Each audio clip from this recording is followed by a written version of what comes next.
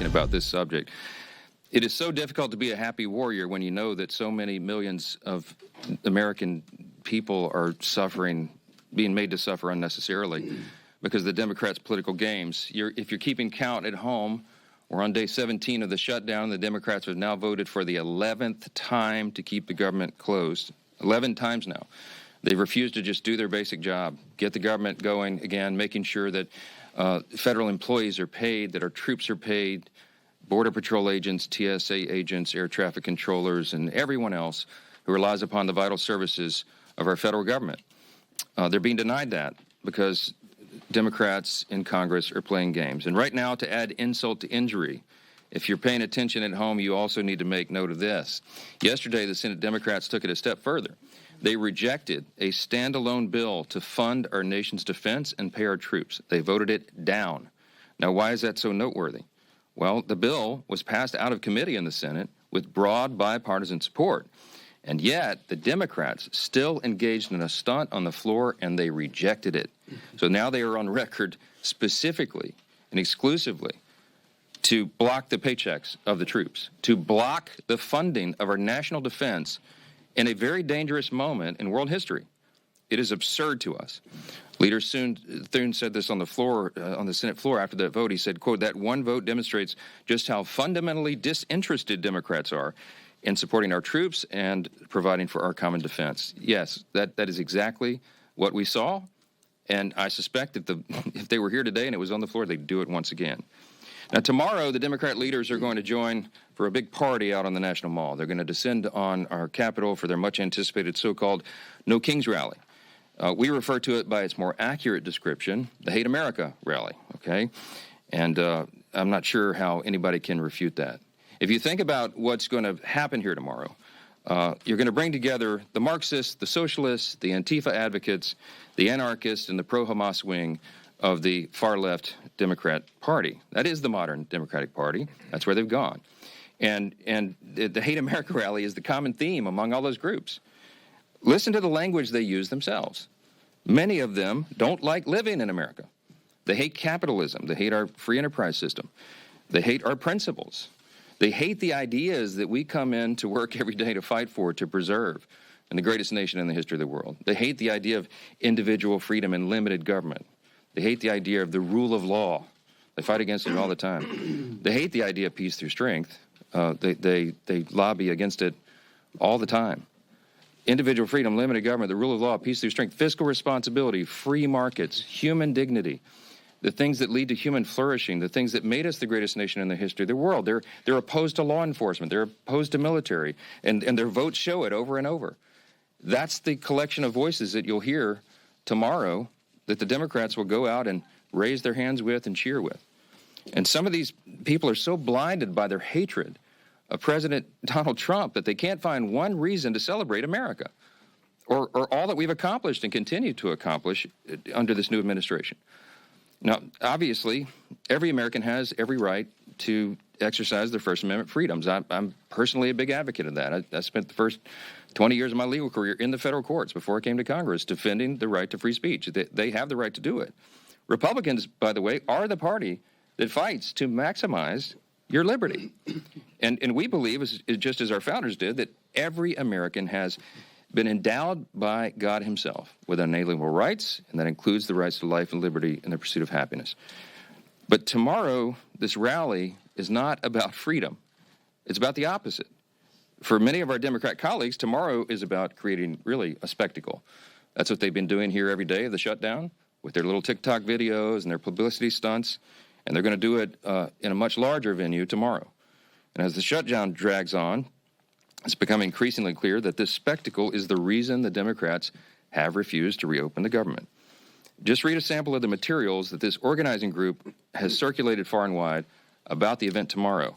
They distributed talking points cheering on the shutdown. I mean, they're urging this on. They love this. They're cheering on Chuck Schumer's decision to close the government, and their lead organizer said this. This is his words, not mine. Quote, "He hasn't surrendered yet. I call that progress." Maybe that's what led Chuck Schumer to say that every day of the shutdown gets better for us. That's what he said. Since then, Democrats have had their 7th, 8th, 9th, 10th, 11th opportunities to reopen the government, and they have obeyed the mob. They have listened to that. On Wednesday, this is pretty ominous. I don't know if anybody's reported on this, but you should. The lead organizer of tomorrow's event issued an open threat to Democrats in Washington. And this is what he said, quote, "The cavalry is coming in on October 18th, and they're either going to be celebrating you or they're going to be calling for new leadership in the Democrat Party." Now, I know who heard that. Chuck Schumer heard it. Hakeem Jeffries heard it. And their actions and their votes show that they are taking that as an order. Evidently, they've decided it's more important to show a fight to President Trump and appease this mob than to reopen the government and ensure the American people are taken care of. It's a binary choice right now. And to the surprise of literally no one, Chuck Schumer confirmed yesterday that he'll attend tomorrow's rally. Of course he will. He gave an impassioned speech on the Senate floor. He urged his colleagues to stand with him and fight against President Trump. The fight is absurd. Senator, you've been in office for 44 years.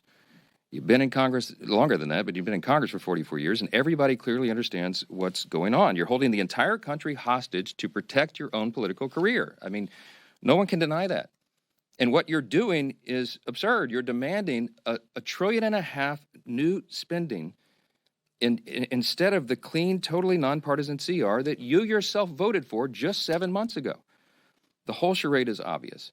And I also want to point out the irony that is equally clear, okay? As much as we disagree with Schumer and the Senate Democrats and all that's going to happen tomorrow, no one, not a single person is going to be standing in their way of their right to exercise, assemble, and protest peacefully. That alone is a profound testament to the strength of our republic, to the beauty of America. They are decrying the country that allows them to engage in this activity.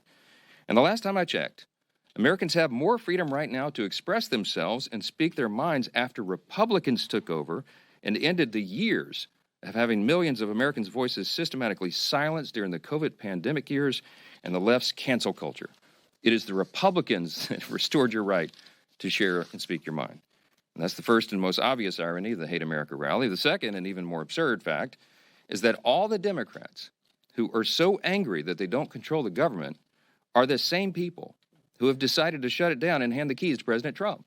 That's the great irony. Chuck Schumer said it himself. I brought just 2 lines out of his New York Times op-ed that he wrote and published March 18th of this year. And he pointed out there, in a shutdown, this is his words, the Trump administration would have wide-ranging authority. He said there's no check on their determinations on what is essential and what is not. Chuck Schumer put it in writing and published it. He knew this scenario, and he is the one that has decided to hand the keys to the kingdom to President Trump. When he shut down the legislative branch, the chief executive has the authority to make the decisions in the executive branch. He has no choice. They have turned off the funding streams, and they have to triage the situation with federal spending. Everybody on the mall this weekend should recognize and remember who's responsible for taking the reins of Congress and handing them to President Trump. It's Chuck Schumer. He's the one that's done it, and he can make it stop tomorrow if he had the courage to tell you the truth. But he's incapable of telling the truth right now, and he's doing something that's unprecedented. Never in the history of Congress has a party shut down the government over a clean CR. This is an unprecedented event, and it's inexcusable. And it's Chuck Schumer who's making the decision to keep the government closed. And until the mob and Bernie and AOC and the rest of the socialists give him permission to reopen the government, we're afraid that Americans are going to continue to suffer at the hands of Democrats' political games. I doubt Americans will hear that on the protest days tomorrow, but that is the truth. And it's why Republicans are here and will continue to be here every single day, sharing the facts with the American people for as long as it takes. Information. Truth is freedom. Is Newsmax. It's real news for real people.